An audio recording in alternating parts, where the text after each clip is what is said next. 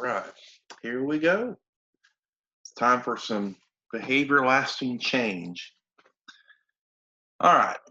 We don't have a whole lot of time tonight because but in an hour, we have our special guest speaker. We're also sharing the same link. So just gotta be mindful of that. This week kind of builds on last week. This week, we're going to look at how we plan goals and objectives based on Mayer. I love how it starts out with the organizational culture. It really reminded me of the selectionism of we evolve through our biology, and then our individual through our through consequences, and then through cultural through groups. Um, the book also want to remind us that a mission is a fundamental purpose for existing, and we're going to see a mission a lot in the beginning. Mission, your organization, your group, anything has to have a mission, and they need to have a purpose for existing. If you don't have a mission and you don't have a statement to kind of lead and guide your group, there's chaos. And we don't want chaos, especially in behavior analysis. So we need a mission statement, we need directives, we need goals to help guide us on our journey. Culture defines environments and elaborates on how local and broader cultures influence the group practice that generate patterns of behavior, manners, and customs. And this kind of goes right back to selectionism. A culture isn't necessarily a country, it's a group of people that share the same behavior, manners, and customs. And different cultures are everywhere. You have a teaching culture, then you have a law enforcement culture, then you have behavior analysis culture. You have, they're everywhere. And I put meta contingencies in there because I want to remind us that meta contingencies are what these culture groups have used through the years to help them evolve and grow. Like fire departments, police departments, cars, groups that, continue to evolve and grow.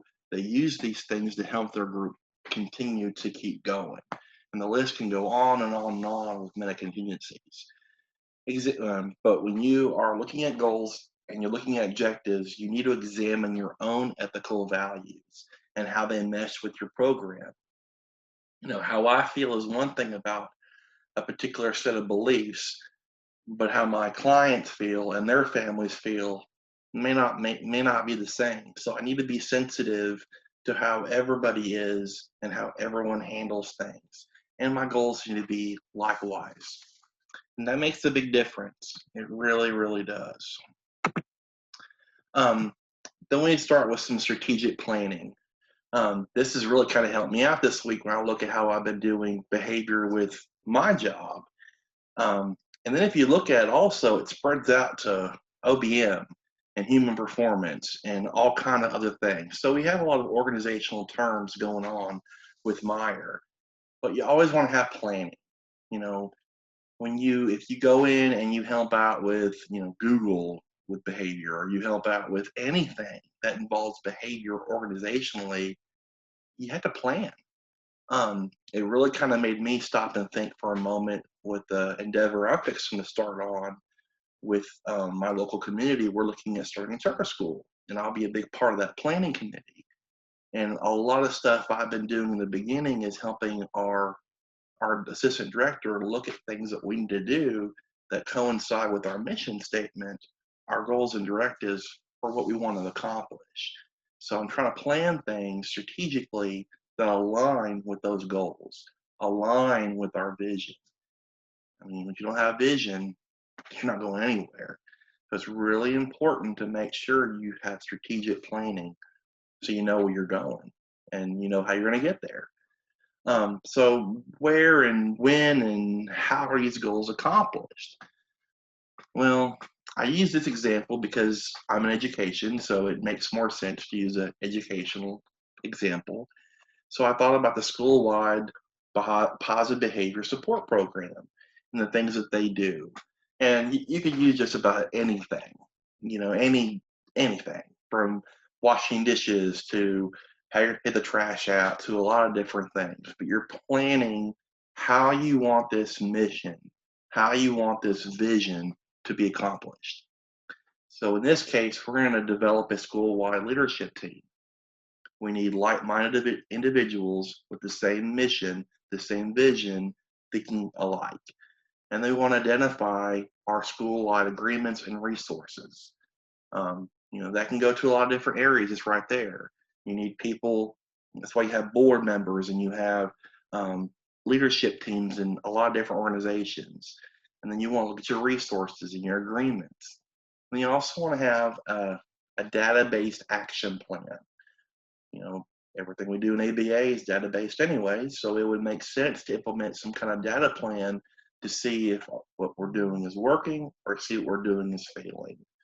Then you have ongoing supports, and then you have to have ongoing evaluations to see how things are going and what improvements need to be made along the way. But these 5 things are great things that show where, when, and how our goals will be accomplished on the behavior support team. So if you stop and look at any organization, any group of people, they're gonna have a plan and helps them move forward. He kind of jumped right into behavioral assessment. This has been a really kind of fun, interesting conversation in many circles, from the PFA to the ISCA, well, it is the ISCA, and to just, everything in general. But you had to have an assessment. Like I told a lot of my staff when the year started, the assessment's basically to figure out why what's going on is going on and help us plan accordingly. Speech therapists, they assess, they screen, then they have goals accordingly. Developmental therapy in my school, same thing. So wouldn't behavior do the same thing? Wouldn't we want to assess and evaluate and then create a treatment package based on our findings? Of course we would. So behavior analysts rely on assessment findings to select behavior to change. We use that data, we use that information. Like right now, I'm taking data on 2 weeks to see if these clients are worthy or not worthy of individualized attention. Now, I'm still going to help, but this data helps me determine what I need to do. We have our functional behavior assessment that also leads up to a functional analysis. This is a big tool designed to help us, create that behavior intervention plan or just goals and objectives for the client to help us facilitate and identify the needs for our clients. And everything builds up to our functional analysis at the end. I should have put that last and these 2 first, because the pyramid starts with the indirect and then goes direct and then goes that way to our analysis at the end. But we want to start with our indirect assessment. Is super important. I don't think we give it enough credit. Hanley put a lot of work into his open-ended questions for his PFA to get a lot of great information. In open-ended questions, you get more information and you create that rapport and you get so much to help set those conditions up. But you need that information.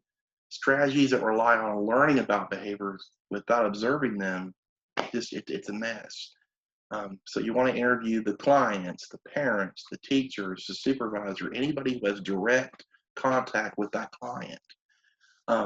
We use a lot of closed-ended questionnaires where I work at, and I'm really starting to see, the importance of, the preference of the functional assessment, which one I will probably do as I keep going forward. But they're great. There's nothing wrong with them, at least in my eyes. But they are closed-ended, and they are kind of repetitive information. But you do get information to help you with the goals down the road. And then we have our descriptive. And there are descriptive assessments. The book talked about VB-MAP and PECS.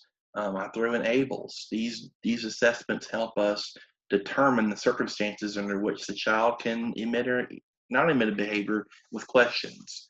But I also want to look at that also as direct.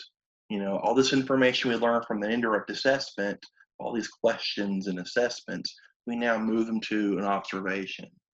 We have information now. We know what to base it on. We can do these descriptive assessments, and now we have more data, more information based on skill level. When we look at behavioral goals and objectives, we want to have them in an observable and measurable term. We want to indicate what's going on, what we need to do. Meyer states that indicate the general nature of the behavioral change we are seeking, to see it emerge, its rate increase, maintain or decrease, to watch the circumstances under which it admitted become broader or narrower, or to know its complete disappearance. Goals are generally formulated in a broad brush term to increase behavior. And then we learn a new behavior, and then we also transfer it to a new context or diminish or cease doing it. Everything we do is based on, at least I'm loving the idea of it, the dimension of generality. We need these behaviors to generalize when we're not around. We need them into different settings and subjects and all that good stuff. And also, we need maintenance. So the goals that we write, they need to increase the behavior. They need to help them learn a new behavior, and it needs to transfer. Our goals have to have purpose. Our goals have to have a reason. We just can't throw in 5 different goals and hope that we're going to hit and miss. There's a reason why we did the assessments. There's a reason why we planned. There's a reason why we put that work in. There's also factors that influence goal selection. There's factors that influence everything. The organizational purpose. Let's go right back to our mission statement. How would accomplishing this objective support the mission of our organization? We'll stop and think about a school. Making these goals, how's it going to help this child? Well, what's our goal to school? To help our students become lifelong learners and learn skills that help them in everyday life. So, and then you can take it to human performance issues and different other levels, but you need to look at how these goals support the overall group. Obviously, that our goals are they should be socially important, socially significant behaviors. Well, those adaptive and those reduction of maladaptive behaviors would also serve a lot of missions. They really will. Meyer also listed legal mandates. I can't think of a better one when he already said it was special education. I work in special education, so I completely understand where he's talking about, where he's coming from. That IEP, the Individualized Educational Plan, that's a legal document. That's legally binding, and everything written in there is legally binding and needs to be accomplished. So we don't want broad statements, broad accommodations, broad modifications.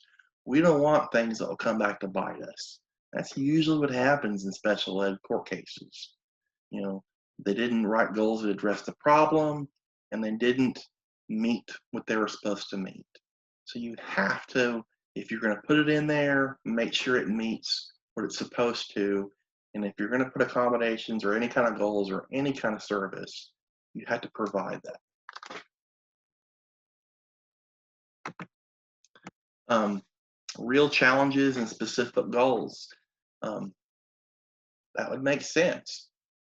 A lot of times, we need to look at does the child have the skills to complete the real problem at hand, or what's going on? A person may label a pattern of responding a behavior a problem when in fact difficulty exists with the beholder. Does he, in preschool, this happens all the time. A lot of these kids don't have the social skills yet. It's their first time in school. They're still learning off of through imitation and modeling and all kinds of stuff. And then we expect them to know everything like they're in college, but they're just preschoolers. So what's the problem here? That they don't know everything like we're supposed to think they know, or they're still needing to learn specific behaviors? I hear this all the time. He's exhibiting behaviors, but then maybe he needs to learn better communication skills. Maybe he needs to learn better social skills. Maybe he needs to learn those skills that he's lacking in. And that can go to anybody. Sometimes particular behaviors are designated as a problem on the basis of hearsay evidence. I can't tell you how many times I have dealt with that factor. That's a big reason why I've changed a lot of my program this year. And I've been kind of getting some pushback a little bit.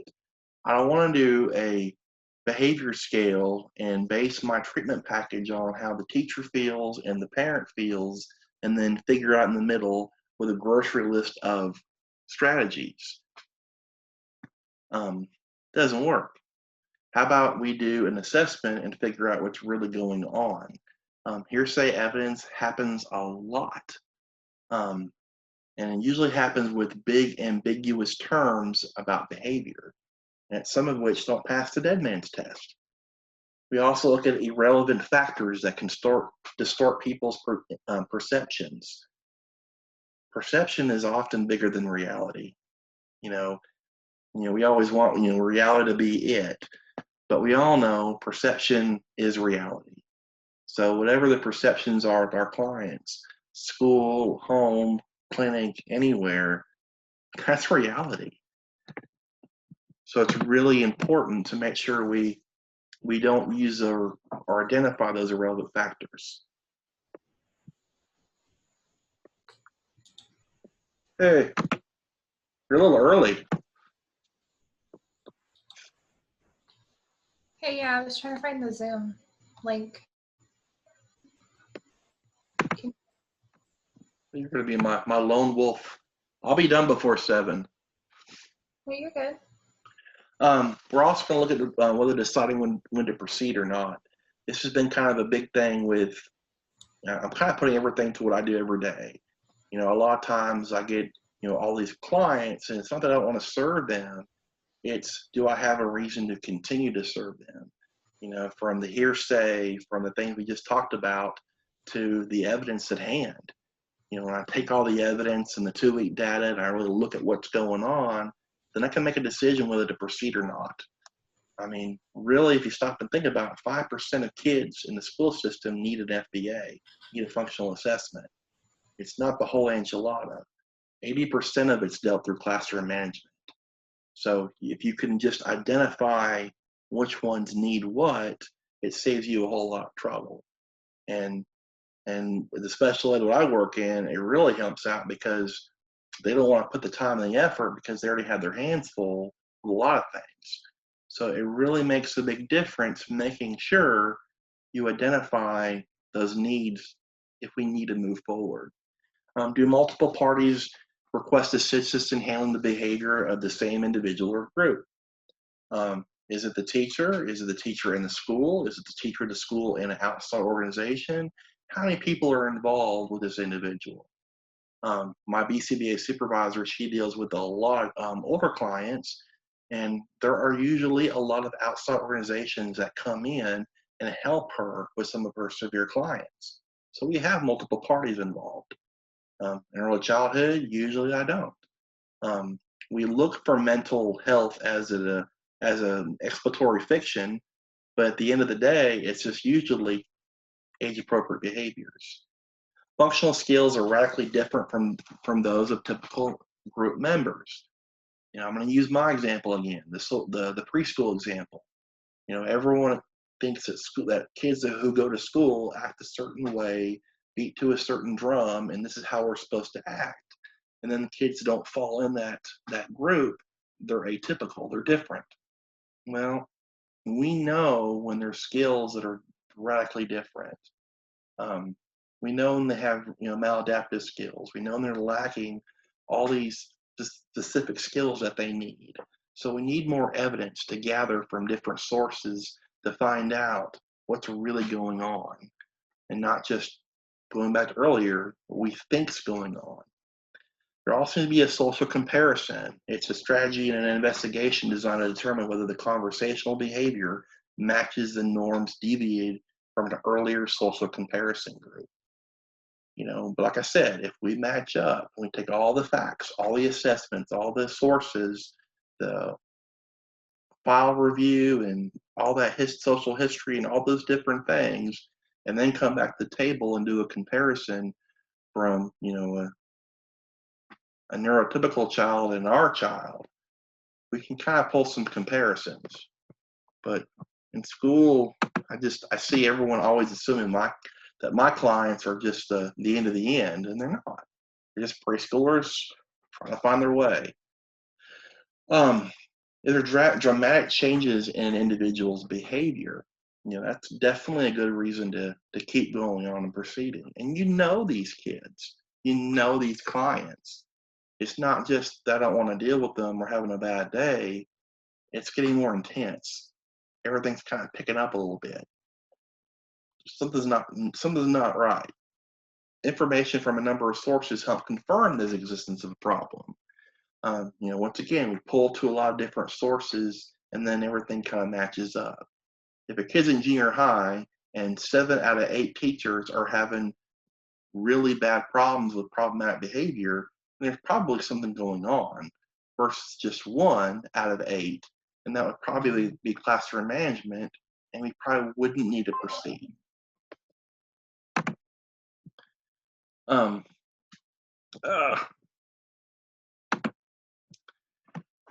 Have direct and informal solutions been attempted?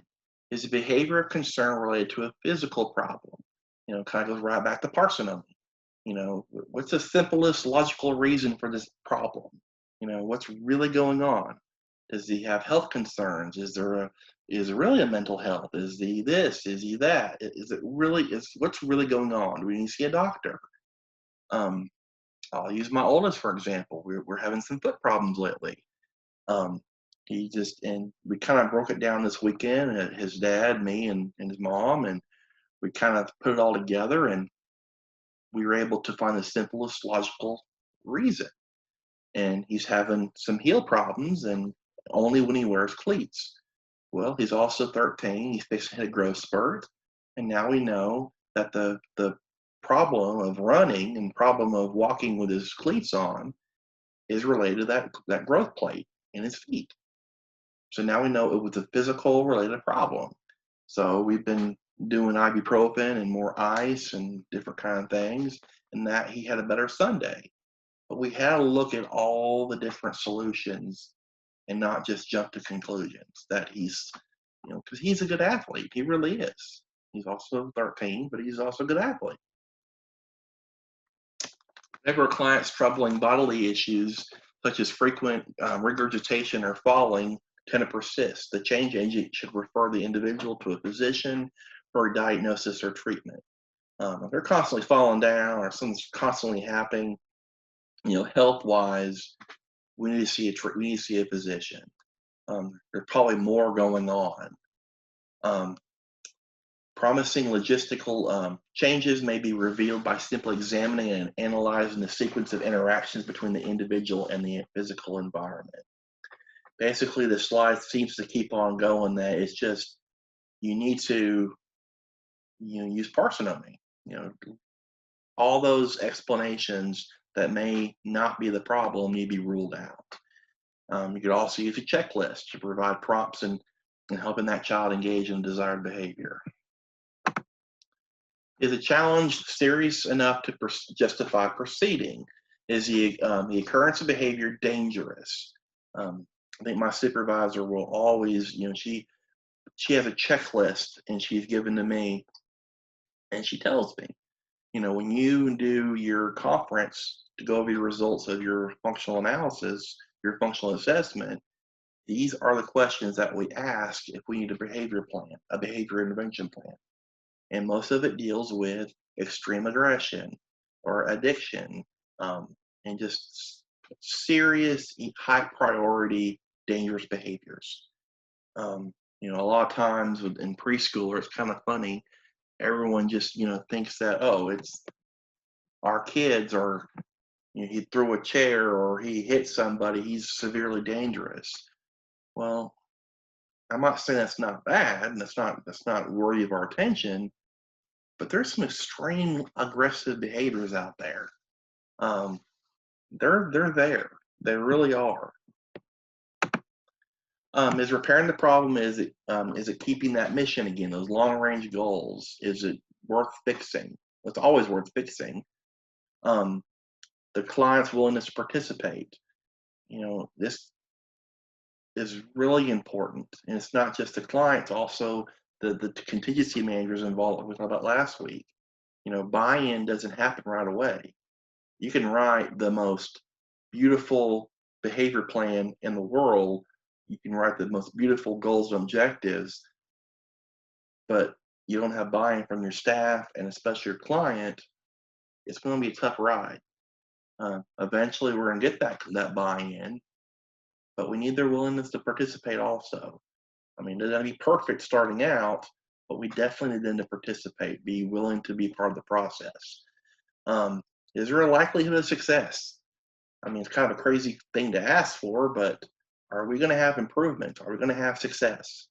We want to have some kind of success. We don't want to constantly fail, but we also want to look at other research articles to create suggestions and ideas for treatments based on the issue.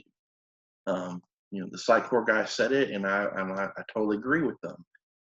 There's not a research article out there on every single thing happening in the world of behavior.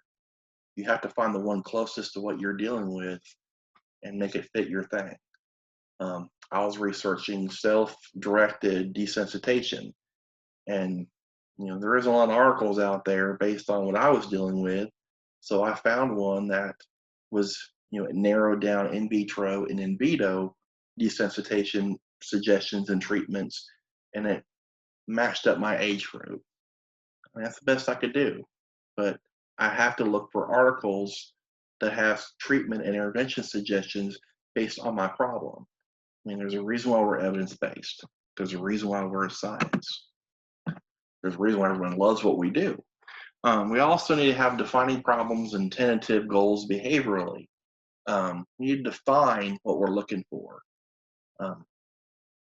It needs to be defined to where someone else can understand it. It could pass a stranger test, and it could pass the dead man's test, but it needs to be defined.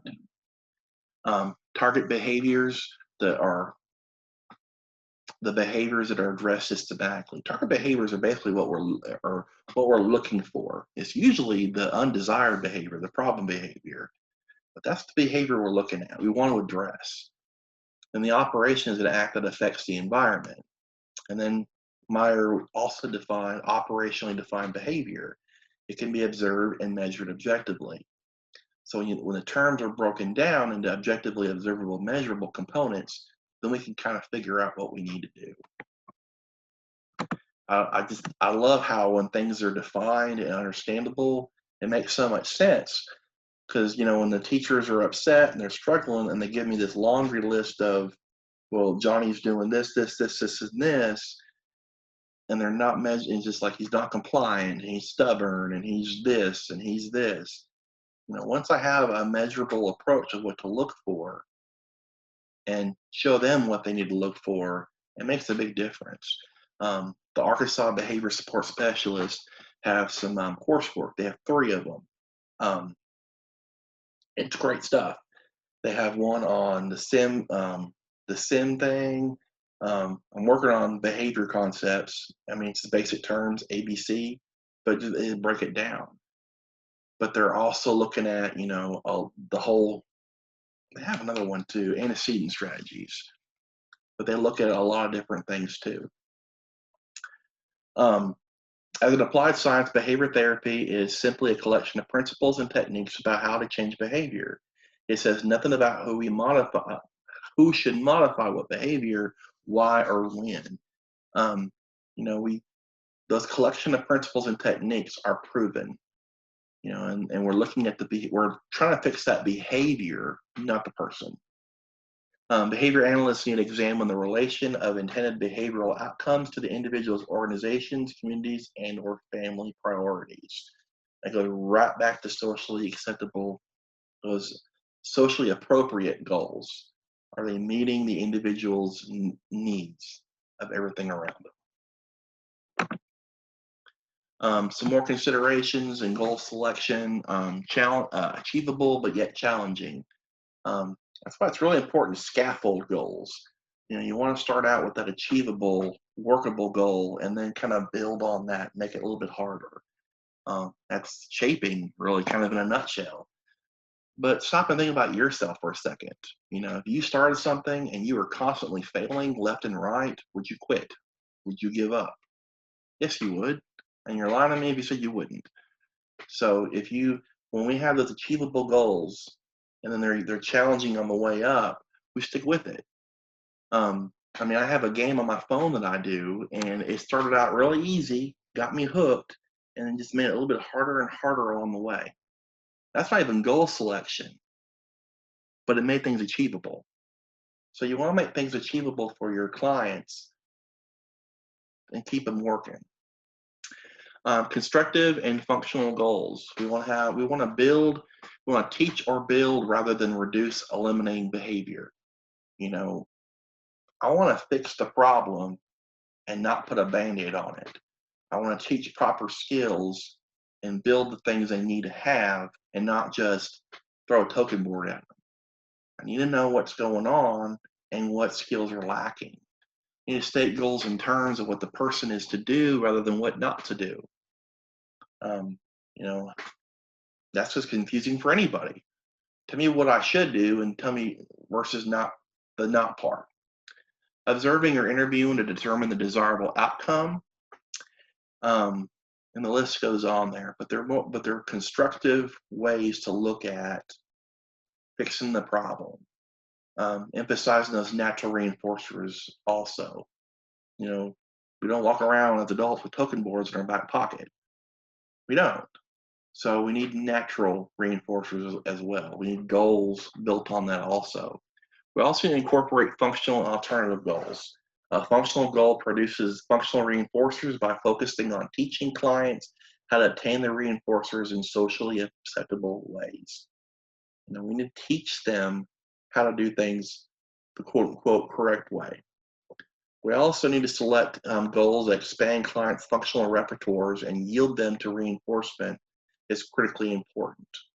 We need goals that help them build on their current skill level and help them become better people as well. We need replacement goals that need to pass a test of functionality for clients. That is, they need to be designed constructively to adequately substitute reinforcers the aberrant behaviors formerly provided. These replacement goals need to replace those inappropriate behaviors with appropriate replacement skills. We need to be sensitive to the needs of others involved. That's really a big one. The goals you're writing will be performed by probably other people. So you need to be understandable of their concerns and their fears and their doubts. And then the goal writing itself. If you make it too challenging for them, they're going to have a hard time accomplishing it for you, and you're going to have a mess in your hands. So you need to be understandable of what they can also do also. Alternative goals are designed to serve the same function for the client.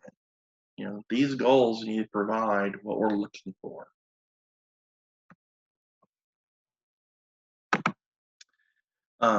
We also need to have a direct rather than indirect approach. That's one was really interesting because it looks at, we're trying to, the indirect approach was addressing how to accomplish our purpose by fixing something else. It just seems like everyone's universal ideal of token boards and penny boards would fit right there. If we just do this, we'll fix the behavior. If we just do this, I know it's going to work. But we need to target that behavior rather than dancing around it with these ideas that we think are going to work. That's why it's really important to know the why are they doing it, so we could directly approach the behavior. Foundational skills. When higher level skills clearly depend upon the basic ones, we must address and assess that first. If they don't have the skills, they can't do it. So you need to teach those fundamental skills, like preschool. We assume the moon with preschool kids, but do they have those skills in their repertoire? And the answer is often no. I'm not going to get the debate of home versus school, but they don't have a lot of those skills. So you have to teach, review, and review, and review, and review. They don't have those skills. We need to teach them the correct skills. The immediate and long-term benefits. Long-term goals often be accomplished by mastering a succession of readily acquired short-term aims. Um, just we need goals that are selected to promote adjustment, adaptation, competence, and all those things. Are these goals meeting the needs of our clients? Once again, short term's great, but we also need to benefit long term down the road. Age and developmental level. You can have the most beautiful goal in the world, but if it doesn't address the skill, we're hitting and missing. I think speech language and communication goals just blow my mind. Nick said it, and I see it every day. We expect autistic kids with low communication skills to just spit out sentences and spit out 2 or 3 words phrases, and just talk in a couple of weeks through communication therapy. But when we learn communication and we learn how to talk, we were given the benefit of the doubt to make sounds and work our way up to words and work our way up to phrases. We don't give a lot of our clients the benefit of the doubt when it comes to their developmental level, and definitely not their age. And we need to be understanding of that. Like I tell my staff when the year started, we're special education and we're early childhood. So we have the age and the skill deficits. So we have to understand where our kids are at. Preventing and resolving goal conflicts. And participative goal setting. The book talked about different jurisdictions, different parts of the country. Key participants and parents and whenever possible students are required to be involved. When it comes to special education, you want to have the participants involved in the goal setting. You can't come in with predetermined goals. A lot of programs do that, and then at conference you got to shift and juggle and change them. Then the special ed teacher gets mad. But at the end of the day, that plan is a draft. Whatever you came up with leading in that conference, and mom and dad and the therapist and everyone involved in the team, as the participants, have the right to be a part of the goals. Arranging for advocacy. When a client clearly does not have the capacity to participate in goal setting, goals or methods. In my age group, they don't create their goals, and my kids aren't involved in the goal process. Usually their parents are. So the parents are the advocate, or I'm the advocate. We need to be able to represent their best interests.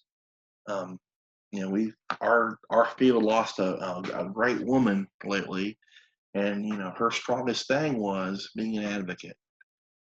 She represented the best interest of autism mothers everywhere through what she went through with her child. And I hope that her spirit lives on through us being an advocate for our kids and how we write goals and how we write plans and how we do things. We're almost there. We're gonna close it off with behavioral objectives. A behavioral objective consists of the goal behavior, specific specifications, the conditions or how that behavior is going to occur, and the criteria for meeting it. Makes sense. It really does. You write goals. What are you working toward? How are we going to get there? And what's the criteria for it? We also need to specify the context. Mayer says context includes the surrounding conditions under which the desired response is to occur, including the setting, furnishings, materials, personnel, and so on. When you write your FBA, your functional assessment, your research article, or the list goes on, and your materials and your methods and your experiments, you have to specify what you're using.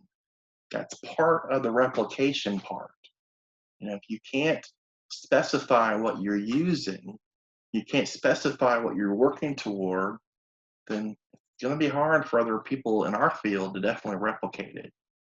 And that could make things, that shows a lot of reliability and believability.